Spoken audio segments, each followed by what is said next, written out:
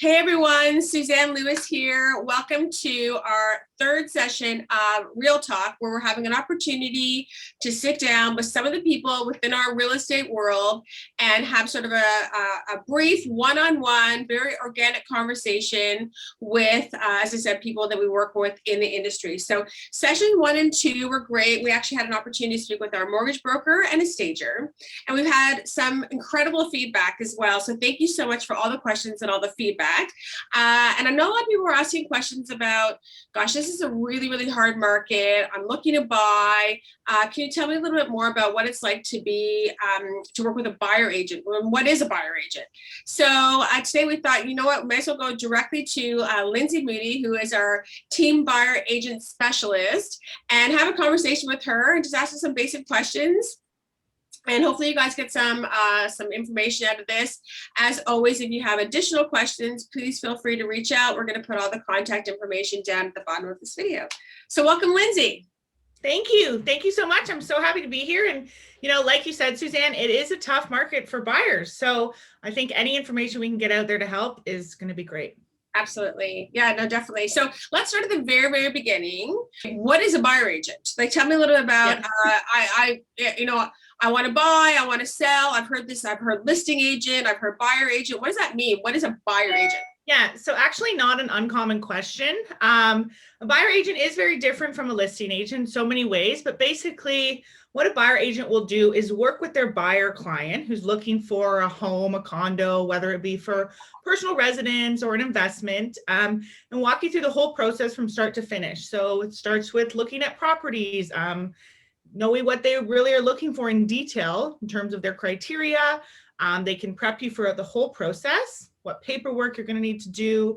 Are you pre-approved? I always suggest being pre-approved before going into properties in case you do love it. Right. And really, you know, digging into the area they want, the type of home they want, connecting with other agents, even looking at past listings I found can be really beneficial to them, past expired listings. Maybe they weren't available then, but maybe they'll work for you now. Right. So really just digging in there and knowing exactly what your client needs and wants and trying your best to get that done. Yeah, fair. And I guess we call that the buyer consultation, which, you know, in the past we do always here at the office. And we have a client sit down and we probably spend a good hour, sometimes hour and a half with the client, sort of digging into the questions. Obviously now things are a little different. We're doing our consultations all over Zoom. And it's actually great because we've had consultations with clients, not just in Toronto, but all over the country. And we've even had clients who are moving back from Europe. So it actually was really helpful. But I think, like you said, just kind of digging in and really understanding, you know, the journey. And I also talk a little bit about, like, you know, sometimes buyers have this like self-discovery along the way too, because they think they want something, but then when they see it, they're like, you know what, I can actually live without that, or I cannot live without that. So it is a bit of a journey working together with clients. So that's great. Yeah, absolutely. Absolutely. Yeah. And, you know, I cannot stress enough the buyer consultation. It is so important to make sure I know exactly what it is you want. And that doesn't just mean the number of bedrooms you want, the number of bathrooms, but it really, really, you got to hone in on what they want, because I don't want to send you properties that aren't going to work for you. And it feels like then maybe I don't understand. So I just can't stress enough how important the buyer consultation is. Absolutely. Okay. So now we kind of have a sense of what a buyer agent does and how a buyer agent takes care of clients. Maybe can you tell us your top 5 things that buyers should look for in a buyer agent, like the top 5 things a buyer agent should be able to do for them? Yeah, absolutely. I mean, personally, I would think the top 5 for me, number 1 is really to stay on top of listings, especially in the market we're in now. Homes can be listed one day and sell a few hours later. So you really need to know what's coming out, what's available to them. And if this is their dream home, get them to it right away. You know, you can't wait, because if you wait, you could miss out on it. So, you know, super, super important to do that. Another thing that I always find really beneficial is to stay connected with other agents.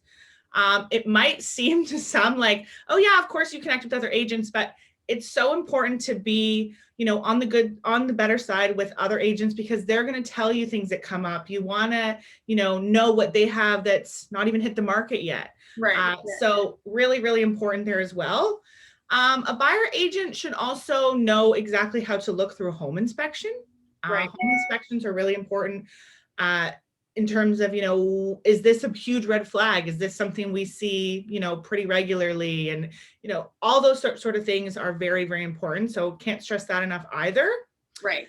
And another thing that's important is negotiating on your client's behalf. So when you're in an offer, I mean, in Toronto, we do see, especially sometimes there's 20 offers on a property.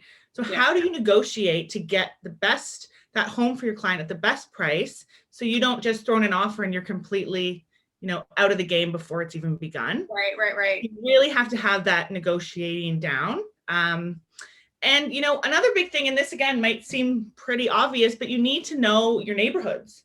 Right. You need to know a lot of the neighborhoods, but where specifically your client's looking, so that they can you can answer these questions off the bat. This is a great street that has a great school district, those sort of things, super important. Well, and one thing that's actually really fantastic about you as well is that you're born and raised in the Beaches. So, call it part of the downtown core. At least, Toronto really well. And that also is, very helpful for sure when people are asking you questions, even about, High Park or, Leaside or areas outside of East area. We've lived all over the city as well. So we have a really good sense of, like you said, not only the streets, but the neighborhoods, the better streets there, schools, parks, transit. Absolutely. That's really important. Yeah, absolutely. I mean, having grown up here my whole life, I think it does give a certain advantage.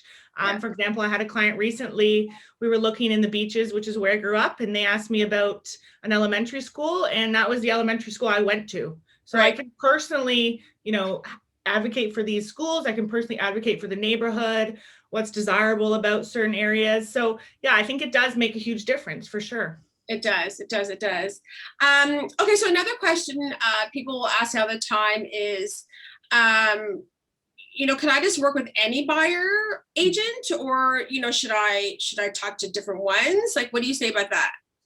Yeah, so interview your buyer agents. I mean, why not? You work with them often. I know we talked about a bit of a listing agent.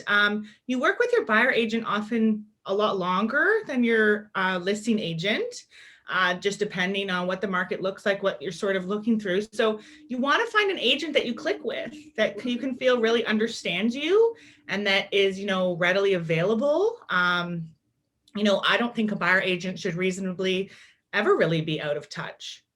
Again, back to the point of, your dream home could be available 1 minute and gone the next. So you really need to be interviewing your agents and finding the right one that works for you. I think that's really, really important. And a lot of people just sort of think, okay, well, I'll work with whoever, because this is another point. There's no cost to the client to work with the buyer on the buyer side. The buyer agent actually gets their compensation through the listing side. So, I mean, why not try and find the best one? Absolutely. And another thing too, just is that, I know you come from a service industry in the past, and this is a service.